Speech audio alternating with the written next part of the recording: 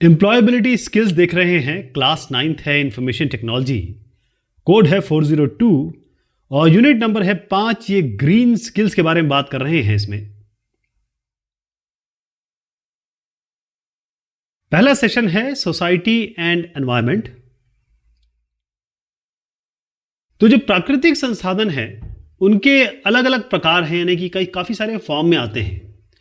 ये सॉलिड हो सकते हैं, लिक्विड हो सकते हैं, गैस हो सकते हैं, यानी कि ठोस हो सकते हैं, बहते हुए हो सकते हैं, या फिर गैशियस फॉर्म में हो सकते हैं। अच्छा, इसमें ऑर्गेनिक और इनऑर्गेनिक भी होता है, जैव अजैव भी होता है, जो जैविक पदार्थ से बनते हैं, जो अजैव पदार्थ से बनते हैं। ऐसे मेटालिक और नॉन मेटालिक, धातु अधातु। जो धातु जैसे मेटल्स होते हैं, लस्टर होता है, उसमें अच्छे कंडक्टर होते हैं इलेक्ट्रिसिटी के, वो मेटालिक होते हैं, बाकी नॉन मेटालिक होते हैं।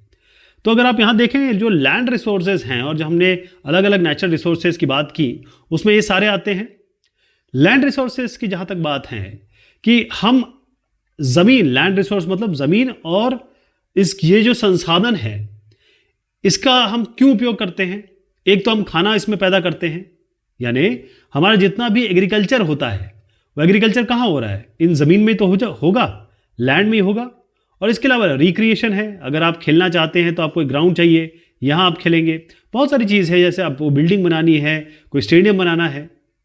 लेकिन हमारे पास एग्रीकल्चर, कृषि क्षेत्र और नॉन कृषि क्षेत्र, ये सब जो है लिमिटेड है, इसको हम बढ़ा नहीं सकते, क्योंकि जो हमारी पृथ्वी है उसका तो एक सरफेस एरिया है, उससे ज़्यादा तो हम जा नहीं सकते, है ना। तो अगर आप लैंड रिसोर्सेज के बारे में देखें तो रोड भी उसी पे बनती है, घर भी उसी पे बनते हैं, बिल्डिंग्स भी उसी पे बनती है। अगर आप गोल्फ खेलना चाहते हैं वो भी ज़मीन पे ही होगा। आपको और भी तमाम की चीज़ें, जैसे ये आप देख रहे हैं एग्रीकल्चर हो रहा है यहाँ पर, या फिर पशुपालन हो रहा है, सब ज़मीन पे ही होगा। फॉरेस्ट रिसोर्सेज क्या क्या होते हैं? फॉरेस्ट रिसोर्सेज जो है जंगल, फॉरेस्ट मतलब जंगल। और आप अगर आज से कुछ साल पहले देखते, जब 1947 में जब पार्टीशन होता है तो तकरीबन 35 करोड़ जनसंख्या थी। अब कितनी हो गई है? 135 करोड़ से ऊपर जनसंख्या हो गई है हिंदुस्तान की। 35 से 135 करोड़। उस जमाने में भी गरीबी थी, उस जमाने में भी ये था कि भाई बहुत सारा पॉपुलेशन है, किस तरीके से ये चीज़ें यूज़ की जा रही है। अब हम 135 करोड़ हैं, तो फॉरेस्ट कम हो गए हैं। फॉरेस्ट जंगल क्या होता है? ये एक नेचुरल है, प्राकृतिक रूप में आता है अपने आप खुद। फॉरेस्ट या जंगलों की बात ये होती है कि इनको कुछ करना नहीं पड़ता, ये अपने आप सेल्फ सस्टेनिंग है, अपने आप ये मैनेज करते हैं। और हम इसको कैसे कैटेगराइज करते हैं? कैटेगराइज ये है कि आपको बड़े बड़े ऐसे लंबे लंबे वृक्ष दिखाई देंगे और जमघट दिखाई देगा इनका। तो वर्टिकल स्ट्रक्चर, यानी आप ट्रीज की बात कर रहे हैं या पेड़ों की बात कर रहे हैं, तो इससे जो लकड़ी निकलती है उससे आप क्या क्या नहीं कर सकते। रेलवे के कोचेस इससे बना, रेलवे के जो कोचेस चलते हैं वो किस पे चलते हैं? लकड़ियों पे चलते हैं, है ना। लोहा यहाँ पर है, रेल, उसके बीच में क्या लगाते हैं आप? प्लैंक्स जो लगाते हैं वो लकड़ी के होते हैं। मतलब छोटी से बड़ी जगह भी आपको लकड़ियाँ मिल जाएगी।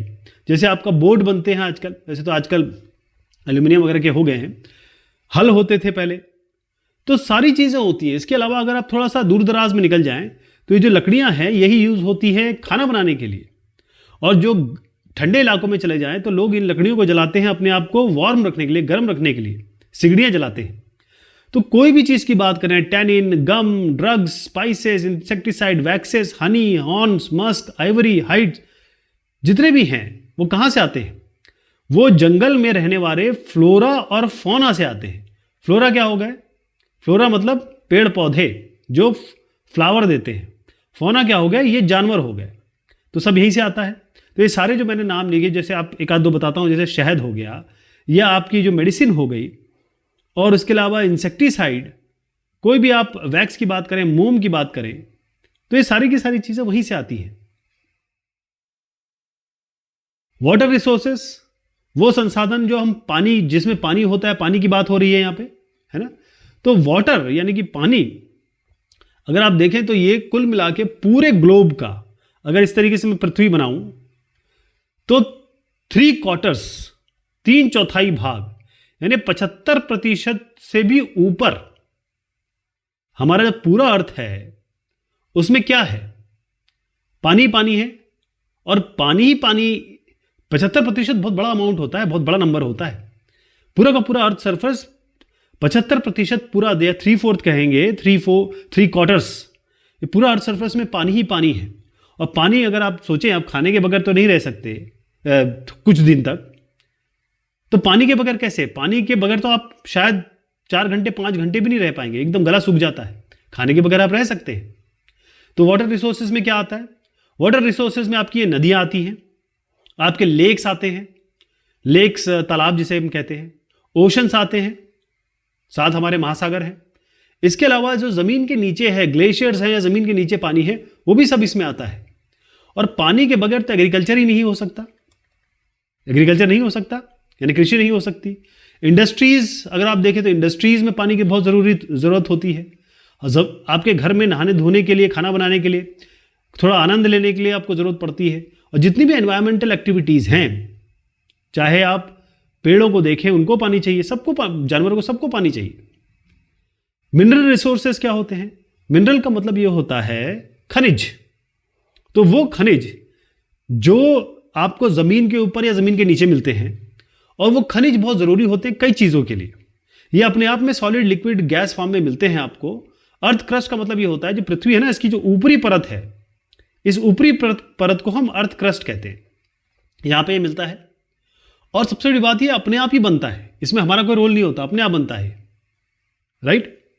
तो अगर आप देखें कि कुछ समय के एक अंतराल होता है कि खनिज बनने में, एक पत्थर होगा, उसको खनिज बनने में हजारों साल लग जाते हैं, कई समय, बहुत सारा अंतराल लगता है इसमें। अब ये जो खनिज आप लेते हैं, उससे आप बहुत अच्छी अच्छी चीज़ें बनाते हैं, यूजफुल, प्रॉफिटेबल कहते हैं इसको। आप देखिए जेम्स बनाते हैं। जेम्स क्या होते हैं? जैसे जो कान की बाली है, चाहे आप सोना ले लें, चांदी ले लें, सब क्या है? ये मिनरल ही तो है एक तरीके से। तो मिनरल रिसोर्सेज अगर मैं आपको यहाँ कुछ दिखाऊं तो कुछ हैं, जैसे गैलेना, जैस्पर, ये सब आपने सुने होंगे, डोलोमाइट, एम्बर, ये खनिज तत्व हैं। अब जो मिनरल्स हैं, या ये कहें कि जो खनिज तत्व है, ये नॉन रिन्यूएबल है।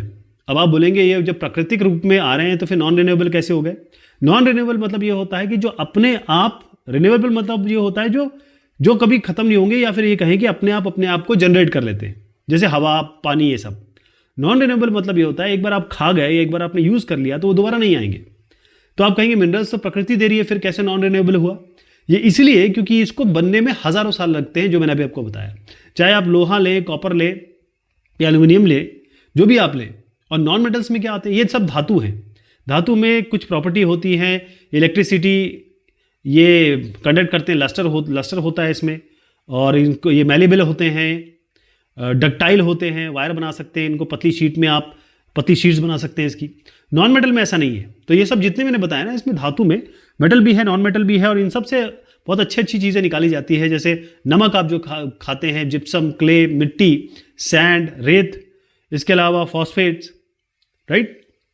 और कई ऐसे जो मिनरल्स होते हैं, उनमें आपको केवल एक ही, यानी कि सिंगल चीज़ मिल जाएगी। यानी मिनरल्स बेसिकली क्या होता है? पत्थर से आता है। ये पत्थर में बहुत सारी चीज़ होंगी, इसमें से एक चीज़ निकल के आती है।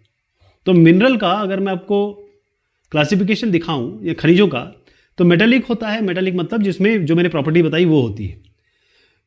नॉन मेटालिक मतलब जिसमें प्रॉपर्टी नहीं होती, इसी से हम कैटेगराइज करते हैं।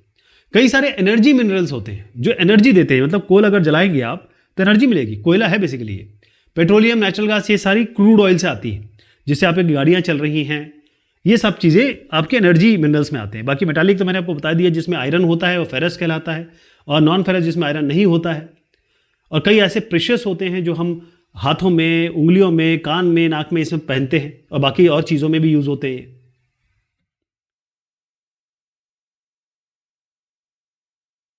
फूड रिसोर्सेस, फूड मतलब होता है खाना। अब खाने का संसाधन क्या हुआ? जो भी चीज़ हम खाने की तरह यूज़ करते हैं, मतलब हम अपने इससे एनर्जी पाते हैं, खाते हैं। और ये केवल हमारे लिए नहीं है, हम केवल ह्यूमन के बारे में ना सोचें। पृथ्वी में बहुत सारे ऑर्गेनिजम्स हैं, चाहे आप लायन की बात करें, शेर की बात करें, या फिर किसी कीड़े मकोड़े की बात करें, छिपकलियों की बात करें, सब ऑर्गेनिज्म, सबको खाना चाहिए। और प्लांट यानी कि जो वृक्ष है, ये सबसे इंपॉर्टेंट आपके रिसोर्स है खाने के। और ये प्लांट्स कौन खाता है? आपके हर्बीवोरस खाते हैं और ऑमनीवोरस खाते हैं। तो हर्बीवोरस ऑमनीवोरस क्या हो गया? पहले बता दूं कि सबसे पहले होता है हर्बीवोरस। ये वो है केवल वेजिटेरियन होते हैं, केवल घास और पत्ते खाते हैं। और कार्निवोर होते हैं जो केवल गोश्त खाते हैं, ये कभी भी घास या पत्ते नहीं खाते। ऑमनीवोरस जो होते हैं ये दोनों खाते हैं। जैसे इंसान जो है वो भिंडी की सब्जी भी खाएगा और चिकन भी खाएगा, वो ऑमनीवोरस होता है। तो जो हर्बीवोरस और ऑमनीवोरस जैसे मैंने आपको समझाया, उनके लिए प्लांट जरूरी है। जो एनिमल और बर्ड है, यानी जो मैंने कहा ना ह्यूमंस को मत देखिए, आप ये भी देखिए कि जानवर और पक्षी भी तो हैं। तो बहुत सारे जानवर और पक्षियों को कार्निवोरस खाते हैं, जैसे हम लोग खाते हैं, मुर्गी भी तो पक्षी होती है। ऑमनीवोरस वो भी ऐसे है जो दोनों खाते हैं। तो एग्रीकल्चर जो कृषि है, वहीं से हमको, चाहे आप वीट की बात करें, वीट मतलब गेहूं, चाहे राइस की बात करें, कहां से आता है? एग्रीकल्चर से कृषि जब करेंगे तभी तो आएगा ये। तो एग्रीकल्चर ही से ही हमको फूड रिसोर्स मिलता है, और फूड रिसोर्स का एग्जांपल आप यहां पर देख रहे हैं। एनर्जी रिसोर्सेज क्या होते हैं? जैसे मैंने आपको पहले एक भी दिखाया, एनर्जी रिसोर्सेज वो होते हैं कि वो एक बार आपने गर्म किया इनको, मैं आपको बताऊंगा इसमें रिन्यूएबल नॉन रिन्यूएबल आएगा, इसलिए मैं ये लेके आया हूं। एनर्जी रिसोर्सेज वो होते हैं जिनको हम जलाते हैं। अगर ये एनर्जी रिसोर्सेज हैं, इसको हम जलाएंगे तो ये जल के एनर्जी प्रोड्यूस करेगा। इस एनर्जी का से हमारी बहुत सारा काम होता है। ये गर्मी पैदा करेगा, पावर पैदा करेगा। चीज़ें आपकी जो गाड़ियाँ चलती है पेट्रोलियम से पैदा चलती हैं, गैस से चलती है, इलेक्ट्रिसिटी से चलती है। ठीक, तो 5 फंडामेंटल सोर्सेज हैं एनर्जी के। कौन कौन सा? देखिए, न्यूक्लियर फ्यूजन कहाँ होता है? जो हमारा सन है, सूरज, वहाँ पर न्यूक्लियर फ्यूजन होता है। इसमें क्या होता है कि जो न्यूक्लियस में, या कहें कि न्यूक्लियस के अंदर दो चीज़ें मिलती है। अभी मैं डिटेल में नहीं जाऊँगा, बस समझ लीजिए कि जो यहाँ न्यूक्लियस की बात चल रही है। एक एटम होता है, उसके अंदर न्यूक्लियस होता है, उसमें दो जो पार्टिकल है वो मिल रहे हैं। सोलर एनर्जी वहाँ से मिलती है हमें।